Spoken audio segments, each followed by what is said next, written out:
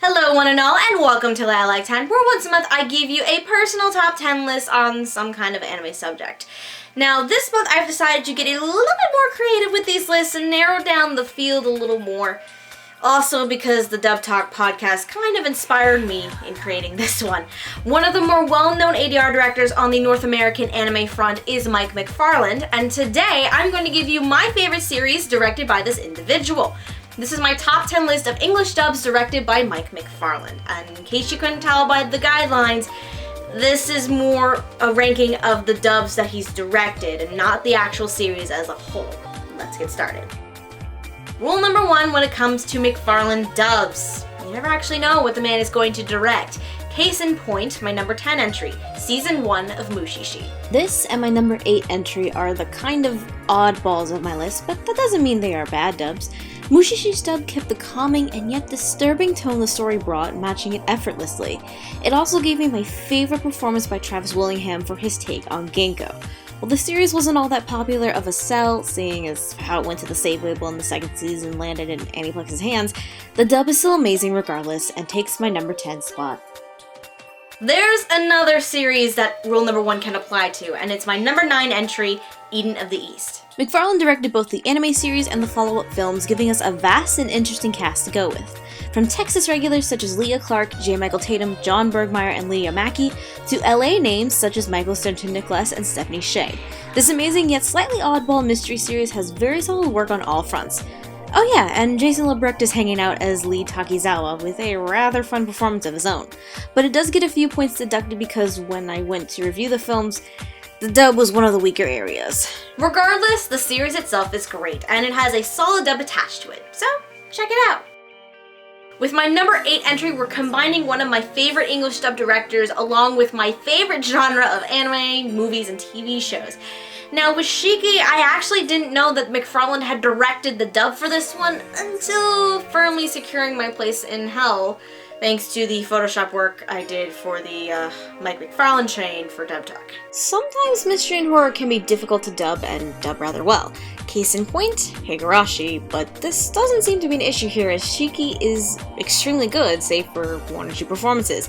With amazing work from Jerry Jewell, David Wall, John Bergmeyer, and much more, it's one of my favorite horror mystery dubs, and McFarland does a phenomenal job here. Why the hell did I not notice this sooner? I mean, I won a contest from Funimation, I got a wonderful little art card to go with my box set, and it has the man's name on it. God, I'm an idiot. Rule number 2 when talking about McFarland dubs: man has connections, and this is something that can be applied to Eden of the East as well. Now 2014 had one of the more anticipated home video releases from Funimation, with a dub attached to it that was one of the more amazing ones in recent memory for me. Attack on Titan not only took Funimation regulars, but also threw in some fresh blood and LA voice actors as well, helping give actors like Clifford Chapin and Brent April more ground to stand on, as well as bringing in Matthew Mercer from LA to take on one of the most beloved fan favorites, Captain Levi. But he's not the only LA actor jumping into the fray, as another unexpected pick for a lead actor was selected for Aaron. While Bryce Papenbrook was very hit or miss for me before, this role helped turn that opinion around. Not only that, but it was one of the first times I had heard an ADR director pushing his actors a bit further than some may have believed, thanks to an interview Bryce had done with Anna only days after his reveal at Anime Boston 2014. The overall dub lived up to the hype that it was given as well, and made even non-anime fans stand up and notice it. Sure, there was a little bit of controversy due to Mercer and Papenbrook's casting, but it turned out to be more fan outcry than anything. And I honestly think their performances are some of the better ones alongside Josh Greeley's Armin and Mike McFarland's Jean, so sue me. Anyway, this dub is awesome, and it definitely earns my number 7 spot. What do you get when you cross the humor of Trigon, the high energy of Baccano, and an English dub from Mike McFarland?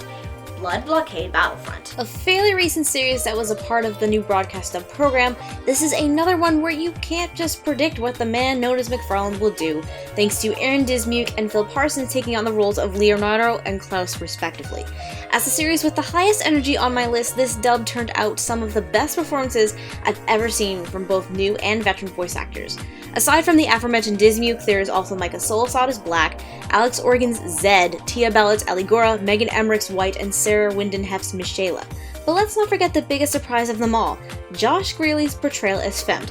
That is some voice acting black magic, folks. With a little help from Felicia Angel as his assistant, McFarland managed to keep the dub from getting too crazy, all the while still pulling at our heartstrings here and there. It just makes sense to place this fun series with its fun dub in at number 6. Trying to rewatch a lot of these series puts a whole new perspective when it comes to creating this list. Case in point, my number 5 McFarland dub, Origami. A dub full of surprises and one I actually covered on Dub Talk as well, this kind of blew all my predictions out of the water. With surprises and performances including Elizabeth Maxwell, Eric Vale, and even McFarland himself, this is a fun mix of fun and humor, helping solidify Studio Bones' return to form. But there's also the casting of the trio of Jason Lebrecht as Yato, Bryn April is Hiyori, and Micah Solusod is Yukine. Lebrecht is a name we don't hear that often, and is a worthy successor to Hiroshi Kamiya's version of the character, while April takes on her first leading role in a major project, and Solusod throws in what he says is his most challenging performance to date. Though considering this was before Blockade Battlefront was announced, I can imagine it was. Whether or not a broadcast dub for the upcoming second season will happen is up in the air right now, considering the busy schedules that Lebrecht and Max will have to keep. But if McFarland manages to pull something like that off, he's officially the biggest badass around. Remember that one series that 4Kids had and then fucked it all up, that they decided to let it go, and then Funimation picked it up and decided to fix everything after 4Kids decided to beat the living shit out of it? Say hello to One Piece, everyone. While McFarland only directed 36 episodes in total, they were at least the initial episodes of the dub. What I mean by this is he not only directed a handful of the early episodes, but he also directed the episodes that came in after the 4Kids episodes on Toonami way back in the day. And these episodes were done before dubbing started from the very beginning. So basically you can thank McFarland for bringing in Colleen, Christopher, Lucy, Sunny, Eric, Brina, and Stephanie together into the popular franchise. Granted, when the dub switch happened, I wasn't too pleased, but I've grown up a bit since high school and know better now. Aside from the first 4 episodes, McFarland directed parts of the Baratier and Arlong Park arcs, as well as parts of Skypiea. And he's not going anywhere because he does have scripting credits for some of the recent dub episodes from the series, and is also, at least I assume he is, kind of an advisor of sorts, helping out the current ADR director, Joel McDonald. When you are able to resurrect a series that was basically beaten to death only months before, I'm pretty sure this makes you a grade A badass. Rule number 3 when it comes to McFarland dubs, and it's something that can be applied to Attack on Titan, Blockade Battlefront, and Origami as well. Expect the unexpected when it comes to casting. Now, with the Broadcast Dub Initiative taking full force in the winter of 2015, it became rather clear that you're gonna need all hands on deck when it comes to dubbing a bunch of these shows. And it also became clear that you're gonna need a really good director at the helm of your most popular series. Case in point, Tokyo Ghoul Route A. With the massive popularity season 1 had months before, we were already getting a dub, but what made things more interesting was the dubbing of both seasons at the same time. And remember that rule I mentioned? Well, let's just say myself and many others were rather surprised at the casting of Austin Tyndall as Kaneki, an individual who, until that same season, I wasn't a fan of. With the help of J. Michael Tatum as his assistant director and the duo of Monica Rial and Josh Greeley on script work, the dub of the second season was full of surprises and amazing performances that managed to stick with me even until now. And yes, I know season 1 is not included on this entry, but that's really because it was released a month ago, and I haven't had the chance to rewatch it yet, but still. Juggling recording 2 seasons at the same time during the big test of the Broadcast Dub program, and giving us a good dub in the end, I'm pretty sure that's a good accomplishment right there. I can finally put Fullmetal Alchemist on a list and not have to say that I haven't seen the whole show. Yay! Mind you, this is the 2003 version. I haven't seen Brotherhood, which McFarland also directed, but you get the point. In the case of the 2003 version, not only was this a dual effort directing-wise with Colleen Clunkenbeard, McFarland also helped script the series alongside a lot of other people. One of the larger claims to fame of this dub was that it really put anime in the forefront both for voice actors and staff members, as McFarland wasn't the only one who got a boost, as performances from Vic Mignogna, Caitlin Glass, Travis Willingham, Laura Bailey, and many more kinda just skyrocketed thanks to the series.